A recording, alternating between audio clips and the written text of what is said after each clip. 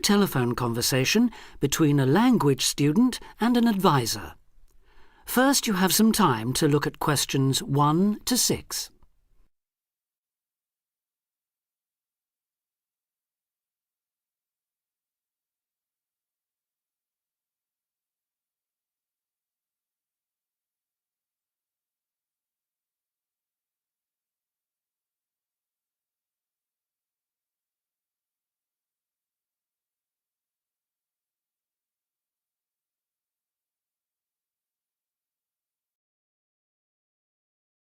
Now we shall begin.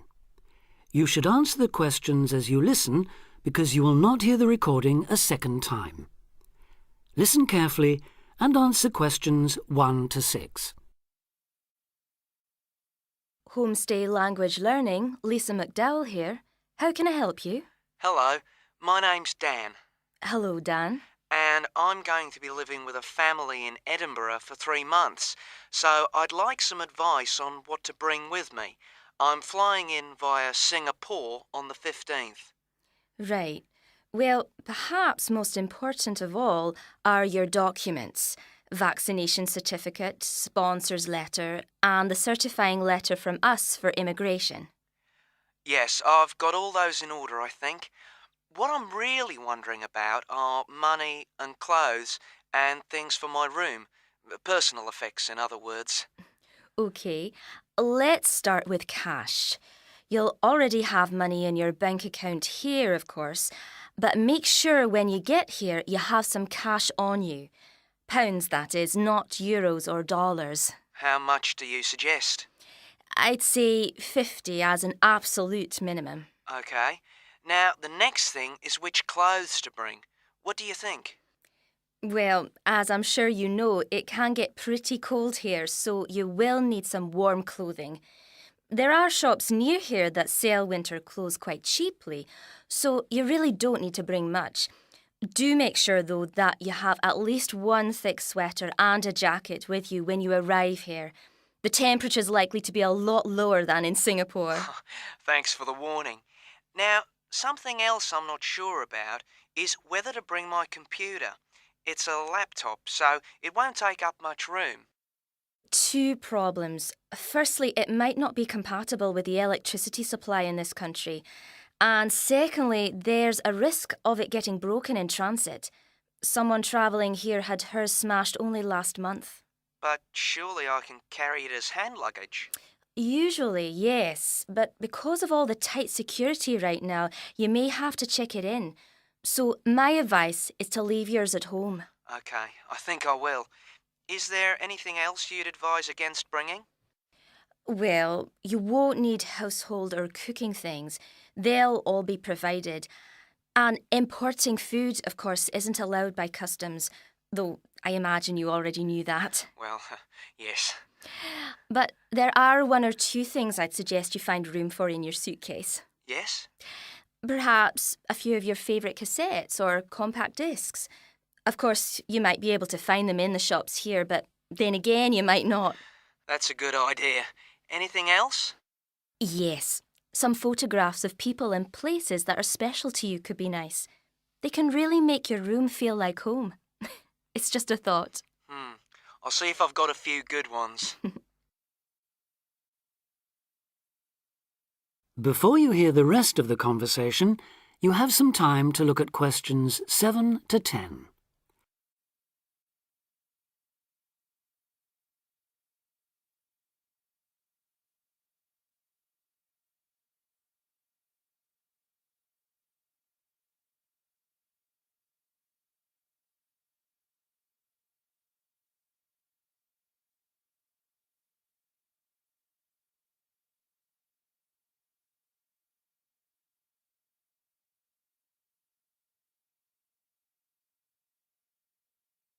Now listen and answer questions 7 to 10. Just a few points about packing. Make sure all your cases are clearly labelled, in English, with your host family's name and address. Just in case they go missing on the way. It has been known to happen. What name do I write, by the way? It's Wark. Lewis and Amy Wark. So that's W-A-L-K? It's actually W-A-R-K. But we'll be posting full details to you later this week. Right, fine. And I'd better put some essentials in my hand luggage, enough for a night or two in case, as you say, anything happens to my main cases. Yes, I'd recommend a change of t-shirt and socks and so on, plus any medication you may need, and a toothbrush, of course. And my tights. Your tights? Yes, for the flight. Wearing them helps prevent deep vein thrombosis when you're flying long distances, not getting any exercise. Oh yes, I've heard about that. Now, talking about exercise, there's one last thing. When you've packed your baggage, check you can carry it, all of it, at least 500 metres without any help. You may have to do that. Okay. Well, thanks for all your help. You've cleared up a lot of points. Oh, you're welcome. Have a safe journey, and we'll look forward to seeing you next month. Bye. Bye.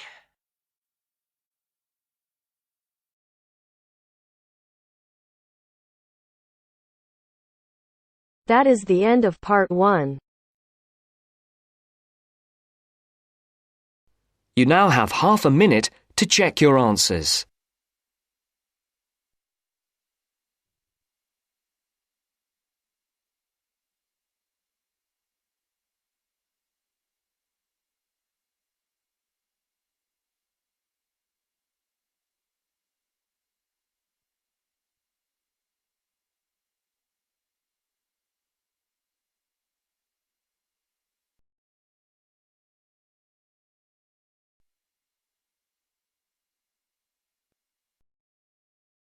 Now turns to part 2.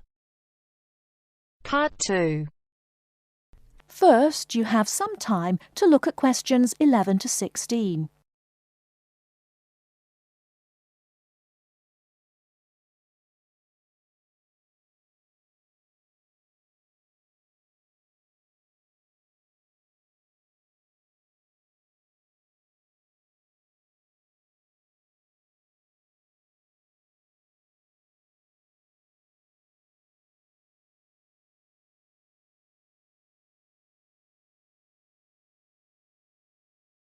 Now, listen carefully and answer questions 11 to 16.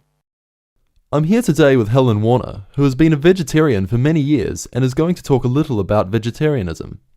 Helen, the concept of vegetarianism seems to have interested a number of our listeners, who have sent in some questions. To begin, what made you want to become a vegetarian? Well, when I was 16, I had friends who were vegetarian and they introduced me to the idea. My parents were typical of their generation and ate meat at least 3 or 4 times a week, so I didn't really think about it too much until a few years later. It was while I was at university that I really thought about it and decided that it was unfair to eat meat when there are so many alternatives available. Is there anything you miss about not eating meat? No, not really. As I said, there are so many substitutes available these days, perhaps the most important of which comes from the soya bean. Soya is so versatile and is the staple substitute for most vegetarians. So what about the nutritional value of vegetarian food? Isn't it true that there are some vitamins that you can't get from soya or vegetables alone? Surely people need these vitamins. Yes, that's correct. But actually there is only one vital vitamin that is only present in meat. That's vitamin B12. Most vegetarians are aware of the implication of this and actually take B12 supplement in the form of tablets. Of course, the way you cook vegetables is also very important in preserving vitamins. Many countries, particularly the UK, have a reputation for overcooking vegetables. Water-soluble vitamins, where the vitamins are dissolved into the water, are often lost. Vitamin C is a common example. However, the loss of vitamins can be avoided by microwaving or steaming vegetables, which is what I do whenever I cook. Some people don't want to change their cooking habits too much, so if you do boil them, simply cut down on the cooking time. So a vegetarian diet is fairly healthy then? Oh yes. A lot of people believe that vegetarianism is unhealthy, but that's actually not the case. Vegetarians are actually considerably healthier than many meat eaters. Consider for a minute the health aspects of the incredible amount of meat this country and others like it consume. The statistics for beef eating, for example, are quite frightening. The world figure for beef consumption is slightly less than 11 kilograms per person each year. Yet in Europe, the average consumption is nearly double that, at 21 kilos per person. And in the USA, it is even worse, with the average person eating 44 kilograms of beef every year.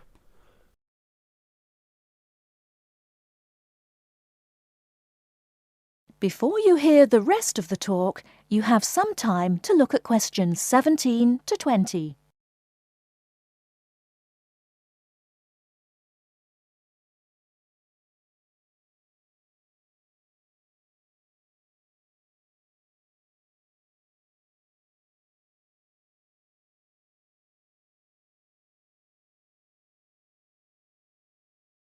Now listen and answer questions 17 to 20. So are you suggesting that people stop eating meat altogether and everyone adopts a vegetarian lifestyle? No, not at all. Even in the healthiest diets, there is still a place for meat, but it should be eaten in moderation. Many nutritionists think of foods in terms of a pyramid, with the foods we can eat relatively freely at the bottom and the foods we should carefully restrict at the top. The majority of our diet should be composed of cereals, which would go on the bottom row of the pyramid. In this category could also be included such things as rice and pasta. Next, a good diet is followed by a roughly equal amount of vegetables and fruit. I have at least 2 servings a day of fruit and vegetables whenever possible. In decreasing quantities, you can then eat dairy foods, eggs, cheese, etc. Almost at the top of the food pyramid comes fish, carefully prepared of course, not dripping in oil or batter, and white meat.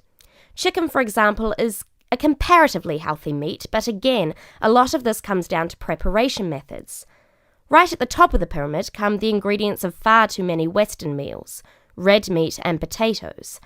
It is particularly in that area that I would suggest moderation.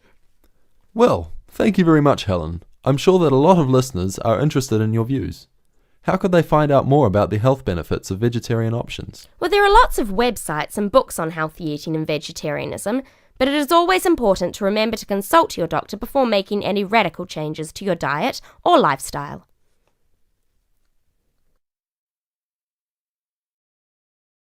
That is the end of part 2. You now have half a minute to check your answers.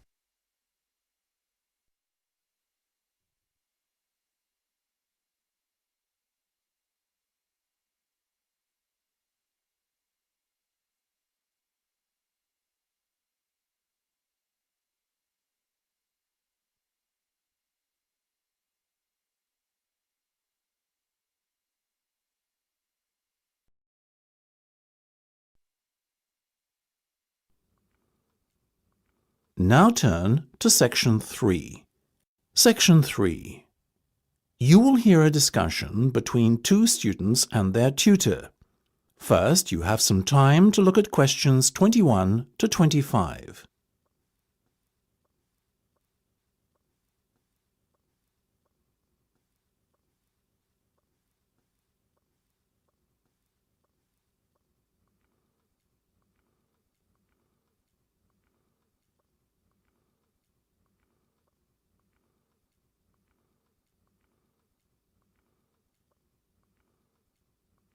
Now listen carefully and answer questions 21 to 25. Okay, guys. First off, well done. That was a very good presentation yesterday. Now I'm just going to ask you questions about it before I give you my feedback. That okay? Sure. Of course. Right. Well, in that case, tell me, Niall, why did you choose to talk about Rafael Nadal? To tell you the truth, I didn't. I think I'd better let Sheena handle this one. Sheena? Yes, it was my decision to pick Nadal. Now, that might be a strange choice for a presentation entitled Someone Who Inspired Me to Study Psychology, but... Yes, but I was going to say, it does seem rather an odd choice. Was it simply down to the fact that he's a sporting hero of yours and so a role model? You talk about him a lot, Sheena, so this much is clear. It's true.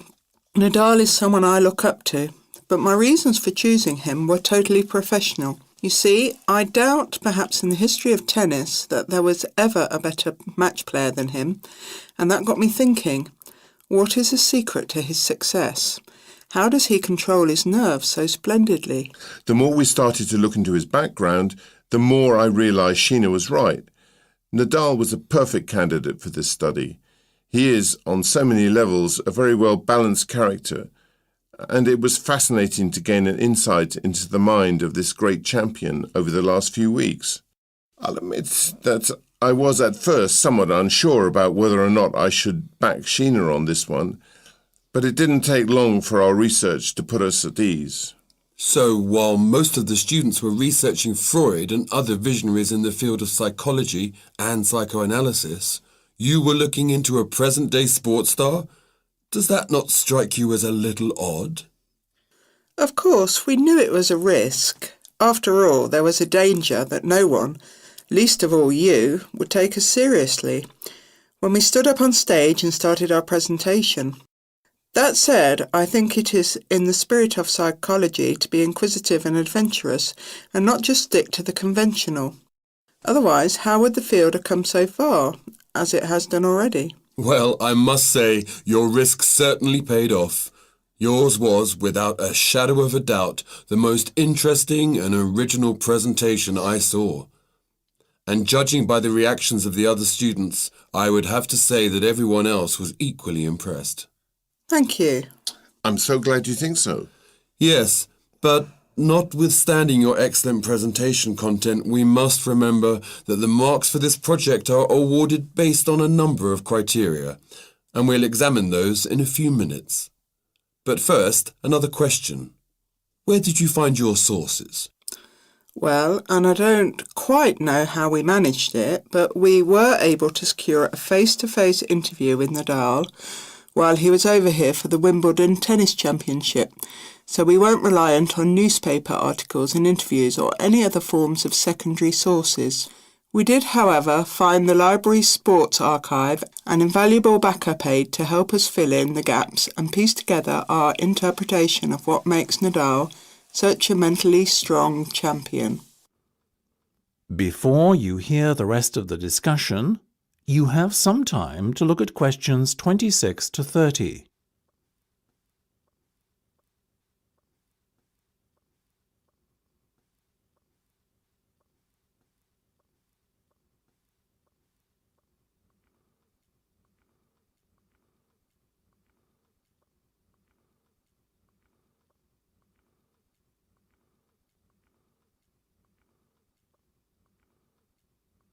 Now listen and answer questions 26 to 30.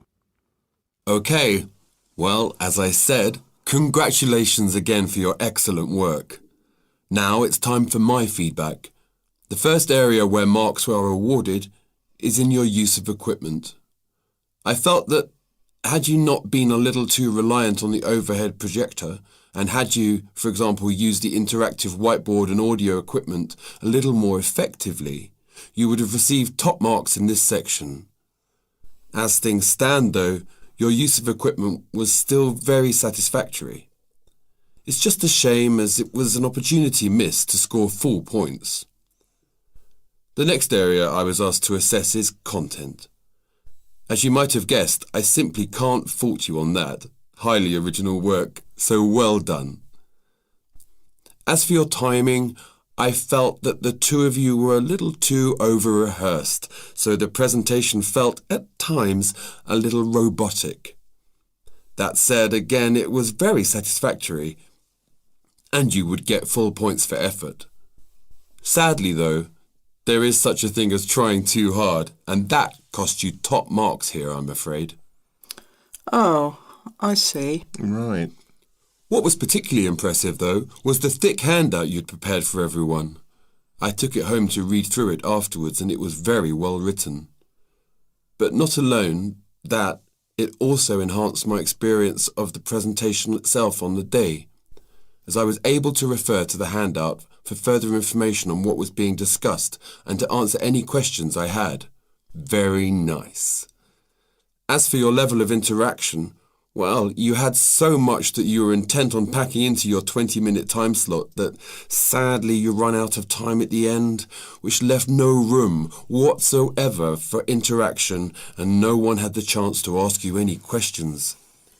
You've probably guessed, therefore, that you did worse than average in this department and unfortunately your score will have to reflect this. Oh my goodness, everything sounded so positive at the start. That is a big disappointment. We worked so hard. Now, don't be so quick to get deflated. Remember your presentation skills only count for 15% of the project grade. Your score in this assessment, even if it were terrible, would still not be enough to prevent you from getting top marks overall. It's very hard to score well in the presentation assessment anyway, so believe me, you both did reasonably well. Thank you. I wish I felt like that. Yes, your feedback was very constructive. We're just a little disappointed with ourselves. Why? That's the end of section 3. You have half a minute to check your answers.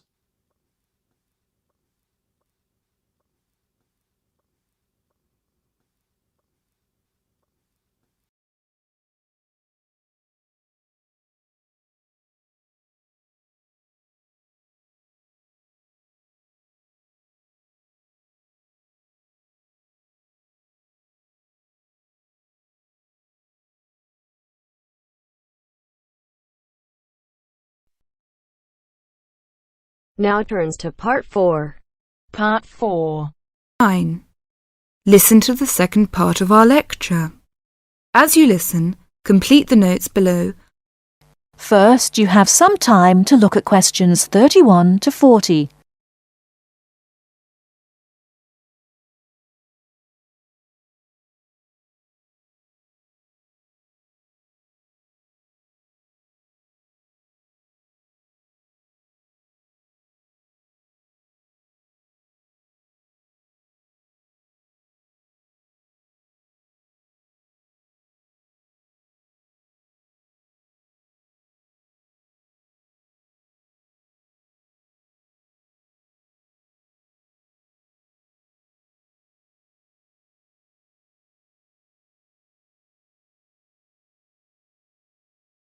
Now listen carefully and answer questions 31 to 40. River dance is not just an expression of self-confidence, a kind of culturally interesting pop song. It tells the story of a people through song and dance. It tells the story of the people whose spirit was broken by an event which occurred in the middle of the last century, but continued to affect the society until 1961, the Great Famine. What is a famine? In 1840, the official population of Ireland was 8 million. They were largely poor and living in the countryside. They were beginning to have an interest in independence, and perhaps had things been different, Ireland might have been independent much earlier. But there was a serious problem in the agricultural system. All crops were grown to pay the rent of the land, and all that was grown to eat was the potato. This was fine until the potato crop failed, as it did from 1845 to 1848. The stories of what happened in those times live on in the popular culture of Ireland, and I won't tell them here, but the result was that 2 million people died or left the country by 1851. When you realise that the population continued to go down until 1961, you can realise what a disastrous effect this famine had on the people.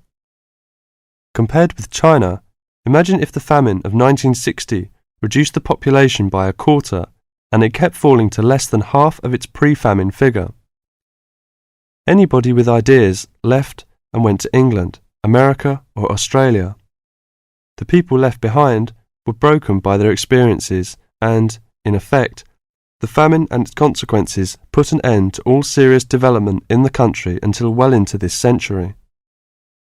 The Irish in Ireland lost all hope and self-confidence, and much of our modern culture is about the sadness of that time and the sorrow of saying goodbye to those who left and left well into this century. Ireland has the highest emigration rate of any country in Europe for the last 2 centuries. We even have an expression for this saying goodbye. It is called the American wake. It means the ceremony, like that of a funeral for someone going to America, because you will never see him or her again. Do you know why there is Irish music on the film Titanic? It is because most of the people killed were Irish. The leaving continued until the 1970s because independence in 1921 was followed by a civil war and an economic depression.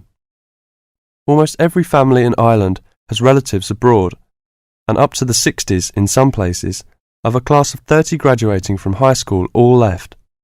Along the west coast, closed-up houses from that time falling into ruin are still common. That is the end of part 4. You now have half a minute to check your answers.